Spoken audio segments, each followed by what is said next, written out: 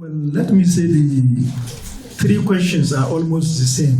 It's just like looking into a prism in different angle.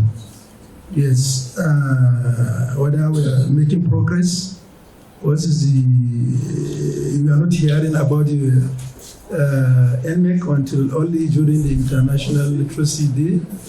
And then how do we use Literacy Day progress and the literacy rate in the country to make certain adjustment in the age of entry for WAEC and NECO.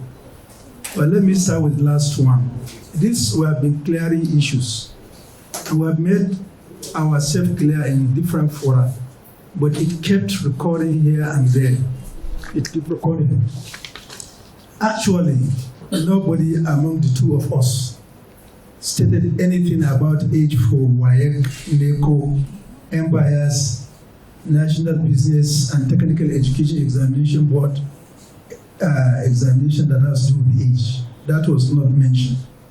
But people just imply from statement to say that this is what it means. All we have been mentioning is about age of entry or admission into university. Please, we have made this clear. It's about the age of entry into university. And this is when you look at our national policy on education. That says we have 0 to 5 years of the 1 year of primary school before you enter into primary school. That is making it 6 years before you enter into primary school. And from primary school, you remain there for the next 6 years, making it 12 years, and then you move to your basic education for another 3 years, and then you go to your secondary school education for another 3 years, making it 18 years. That's what the policy said. And if you look at this thing, it's also indirectly or directly related to the theme of this year, multilingual. If you look at it, the national policy says in the pre-nursery and pre-nursery up to primary 3, learners should be taught in the language of the immediate environment or the mother tongue. This is to facilitate learning at that level, because you can easily comprehend what is taught and what people generally communicate in the society. Yes, and it's a learning of the environment. You may be a Hausa in an Igbo community, so you cannot insist that your child must be taught in Hausa, because the community there speaks Igbo language. If you are Yoruba and you are staying in Hausa land, that will also assist. What is the advantage? Promoting peace and harmony. You see, language can be very helpful and it can be also used to harm you. For example, if you go to any country and you find somebody who speaks to you in his own language, which is your own mother tongue, you will really be more comfortable with him than any other person that will speak another language. Now, the outcome depends what is the mindset of the person you are meeting. If he is a wicked person, he will use your trust to do otherwise. If it's somebody who is humane, he can also use to assist you. So that's language promote peace. And I don't know where we drain. Otherwise, language has been a source of peaceful coexistence in Nigeria. You'll agree with me that average Yoruba man, when he sees a Bobobiri, he sees his younger brother Bobobiri, they will joke.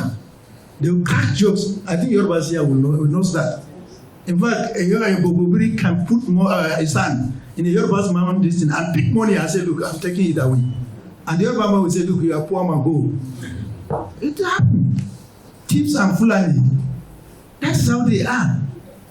If a Fulani sees a thief in the midst of this thing, the Fulani can bring him to his hand and say, okay, sleep inside. You are afraid of hyena, this is bush, it's not town. And that is how it has been. And what was the reason why we got that? There was a lot of war between tribes. But over the time, they realized that they have to maintain peace. And the two enemies now become brothers and playmates. And peace was maintained and sustained. So even there is no, even in a particular state, you find two different tribes or sub-tribes playing with each other. Now it also says that when you move from primary 4 to at that level, English should now be at 0 to 3 to up to 3 years. English should also be taught as a subject, not as a mode of communication. Now, from 4, when you finish your primary school, now take English as well, as a mode of communication. And then it says now you introduce 2 languages, French and Arabic, as a subject, because the national policy integrated you locally, and it also wants to integrate you to your local neighbors. French-speaking countries are all our boundaries, this. And if you go to Chad, some of them also speak Arabic. So these are the policy.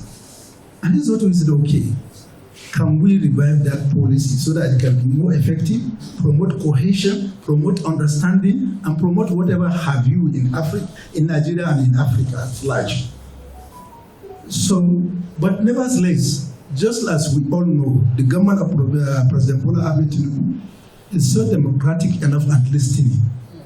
We all know the outcry when the Student Loan Fund Act was passed initially, that it was so restrictive, and Mr. President quickly listened to Nigerians, and then sent an amendment, repeal even an amendment, and that came with what is acceptable to all Nigerians.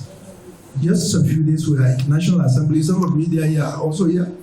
We have agreed that yes, we are going to consider it as a work in progress, so that National Assembly are working, we are also working. But before we go for National Council on Education, we will reach a stand that will be ratified by the Council, which will take all the considerations of average Nigeria. But it was shocking to say that a university in Nigeria gave admission to children at age of 10. Yes, at age of 10. They got admission at age of 10, at age of 11, at age of 12. These are some listen. But we are also not saying that there are no exceptions.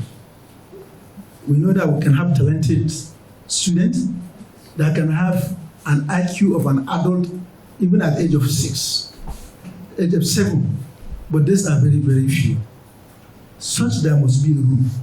And the ministry is looking at developing a guidelines on how to identify and label a child as talented, so that we can have that exception, so that parents cannot say that we have not chance for everybody. So I want all the general public and average Nigerians to know that this is a work in progress, but nobody says that no child will write the WAEC, NECO, or any other examinations in the country until it is at the age of 18. I hope this will clear the misconception and misinterpretation of what we have said.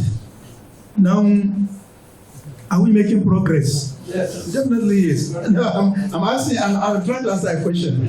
Somebody says, are we making a progress as far as literacy and this is concerned? Well, before I answer, a lot of people said yes. And it's quite true, it's yes. If you look at the literacy rate in Nigeria, in the 70s, and the literacy rate at this age, you know that we have made a lot of progress. That we wanted or we wanted. In fact, national average of literacy rate is almost around 67%. And now if you go, if you now disaggregated the value to regional level, you find that there are states that have reached even global level. Take Imo State, for example. Literacy level in Imo State is around 93%. And even at level of UNESCO, I think that is a global standard. So, listen, but also there are other listen, when you come down to the northern part of the country, states like Yobe may have around 80%. So you understand? So, and generally, you say that when you take the average Nigerian literacy rate, it's about 50%. You can take by any standard, you can Google and see. That's the average. But we are not saying we don't have problems. We have a lot of problems. And those are problems. It's skewed. Our literacy rate is not respecting normal curve. with so many of the areas skewed towards lower literacy rates. And then there is marked variation between south and north, and also among male and female. So these are all our indices that we have to also, the essence of using this data is see where we can pay more attention so that we can move at the global level. Shockingly enough, we must we have to thank intervention by international organizations, UNESCO and many others. When this age of entry came, we said, okay, let us even aggregate a data. At what age? The age of those who have gotten admission in our tertiary institution, especially university, from 2020 to 2024. It's shocking that in each and all the years, women, children, girl child constitute more than 65%. It constitutes more than 65%. So I think the international campaign is also getting a lot of prominence. And then if you go to some parts, this is also why you have issue too. While it's getting better in the southwest and north in terms of this, but if you go to the southern part of the country, most especially southeast, the issue is boy child education. You understand? So these are reasons. So we have to look at this. We have to disaggregate our data and know where we are going to intervene at this. If we assume that the country is going uniformly, then you will not use proper resource allocation and our data will never change.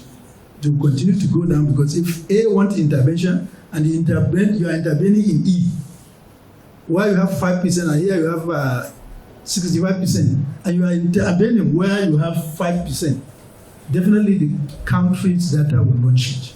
So what I'm just trying to say is that while we agree that there are a lot of this, we are making progress. But however, we have a lot of compounding factors. And such compounding factors is major